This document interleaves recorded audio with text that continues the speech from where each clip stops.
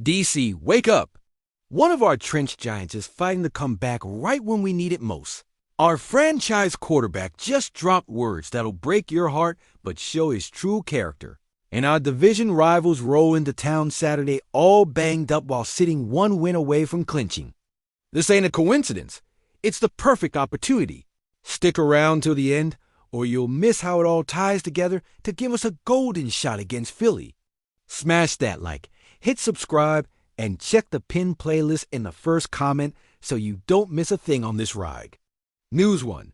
Laremy Tunsil, the Giant returns. Look, I know a lot of y'all are thinking, Marcus, this season's a mess. Why even care if Tunsil comes back? And I got a question for you. Do you really want our young tackles learning how to lose? You want Marcus Mariota running for his life every Sunday? Hell, nitrogen monoxide. That's why Wednesday's injury report got me way more hyped than I should be in a 4-10 season. Laremy Tunsil, our elite left tackle, the guy we signed to protect Jayden Daniels for the next decade, left the Giants game early last week with an oblique injury. I saw it happen and thought, great, just another name on this cursed year's injury list.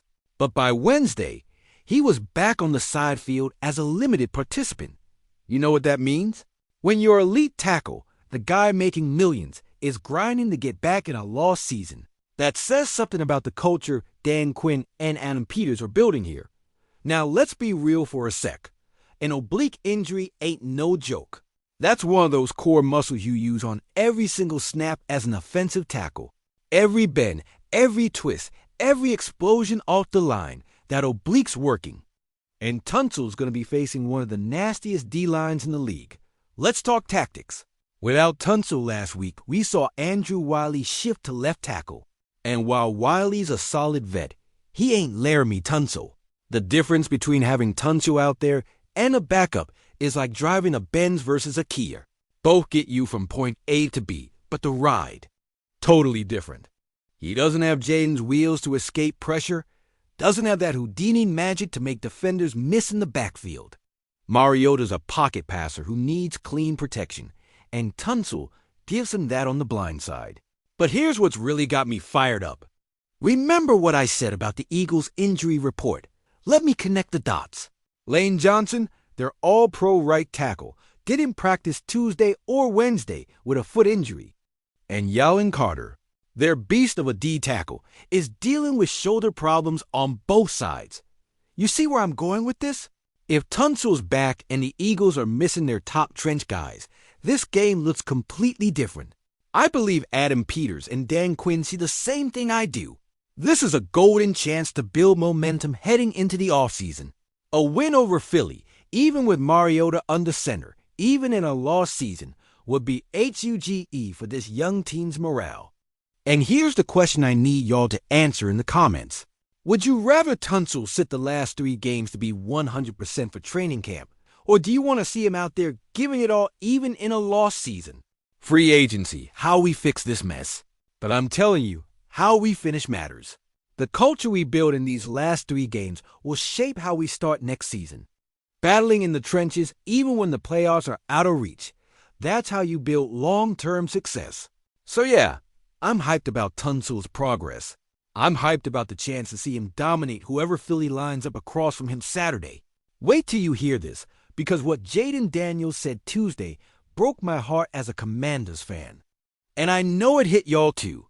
Spoke to the media for the first time since the team shut him down for the year. But you learn from it as you move forward. You hear that? I've been frustrated all season.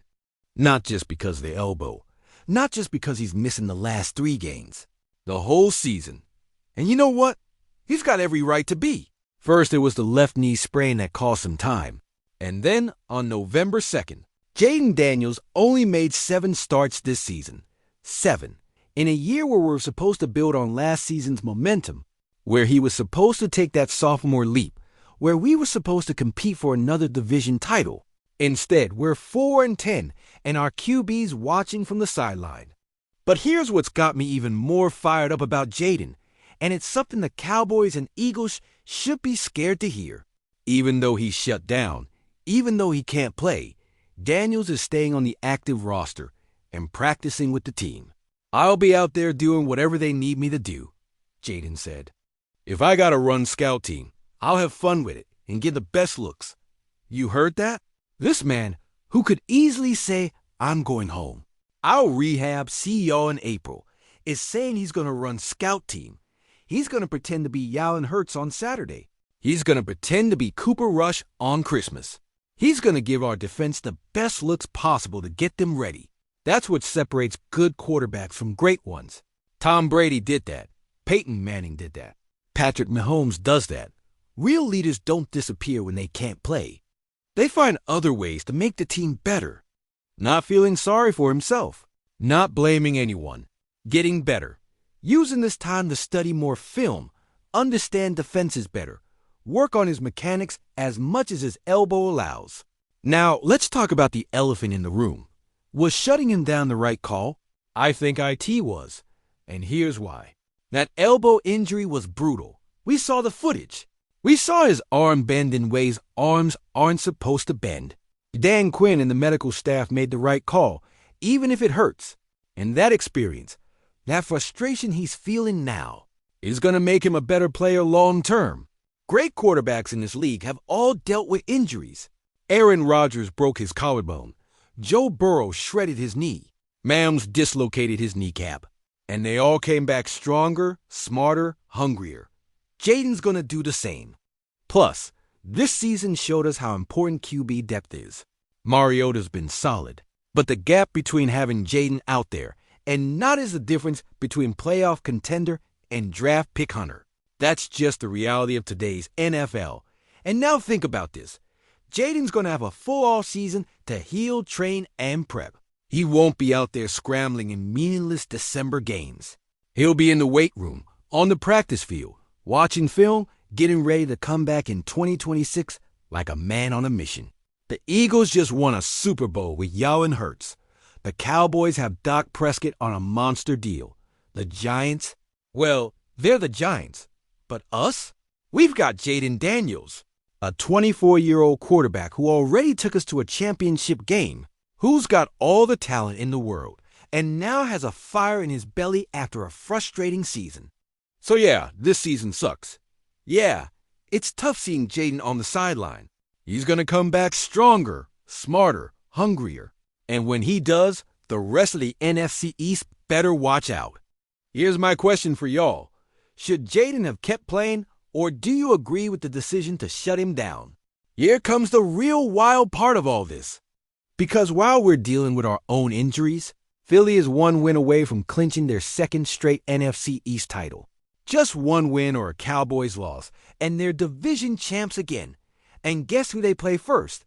Us, at our house. Saturday afternoon, now on paper, this should be a blowout. The Eagles are 9-5. Just shut out the Raiders 31-0 last week. Vegas probably has Philly favored by 2 touchdowns. But here's what the betting lines can't measure. Desperation. We've got nothing to lose. The Eagles have everything to lose. We can play loose, aggressive, fearless. And speaking of injuries, let me read you Philly's Wednesday practice report. This is music to my ears. Saquon Barkley, their star running back, has a stinger and didn't practice. Jalen Carter, their dominant D-tackle, both shoulders banged up, didn't practice. Lane Johnson, all-pro right tackle, foot injury, didn't practice. Landon Dickerson, elite left guard, calf injury, didn't practice. Fred Johnson, ankle injury, didn't practice. You see this? Their O-line is wrecked. Their best D-tackle is hurting. Their running back chasing the Russian title is compromised. And we've got them at home, on a short week with no full recovery time. I'm telling you, if there's ever a time to steal one from the Eagles, it's now. Not when they're healthy in January. Not when they've had 2 weeks to prep. Now, when they're banged up, tired, and probably already looking ahead to the playoffs. Now, let's be honest about our own limits. Marcus Mariota ain't Jayden Daniels. He's not going to make those magic plays Jayden makes. He's not extending plays with his legs. He's not dropping 50-yard dimes on the run. But you know what Mariota can do? Manage the game, avoid dumb turnovers, execute Cliff Kingsbury's game plan. And speaking of Kingsbury, This is his moment to show why the Commanders brought him in.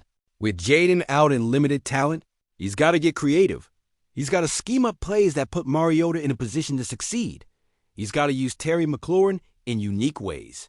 He's got to find ways to attack that wounded Eagles D-line. Yeah, he bounced back against the Raiders, but those are the Raiders. Their defense is trash. We've got playmakers in the secondary. We've got Bobby Wagner leading the D. Even though he didn't practice Wednesday with a knee issue, that man's played 100% of snaps, even when he skips practice. If we can pressure Hurts, force quick decisions, make him uncomfortable in the pocket, we've got a shot. Our O-line has a better chance to protect Mariota and open lanes for Brian Robinson Jr. Think about what a win here would mean. Not for the playoffs, we're out. But for culture, for momentum, to show the league the Washington Commanders don't quit just because the season's lost. To show our young guys how to compete no matter the record. And think about what it would mean for the Eagles. Losing to a 4-10 team at home would crush their confidence. It'd put them in a spot where they have to win in week 17 or 18 to clinch. It'd give the Cowboys hope. It'd create chaos in the NFC East. The Cowboys are 6-7-1. If the Eagles lose Saturday and the Cowboys win out, suddenly the division's wide open again. We could be the spoilers nobody saw coming. I believe Dan Quinn's got this team ready to fight. Yeah, we lost 8 straight before beating the Giants. Yeah, this season's been a mess. And with the stars aligning, Eagles banged up. We're at home, nothing to lose. This is our shot. Now, I'm not saying we're going to win. Let's be real. Even hurt, the Eagles are the better team. But I'm saying we've got a chance, a real one. And in the NFL, when you've got a chance, crazy things can happen. Plus, these teams meet again in Week 18 in Philly. If we steal one Saturday, imagine the pressure we put on them for that final game. Imagine them having to play their last home game without having clinched yet. That's huge. And here's my final question for y'all about this game. Would you rather get a meaningless win over the Eagles that hurts our draft spot, or take the L and improve our draft position for a better prospect?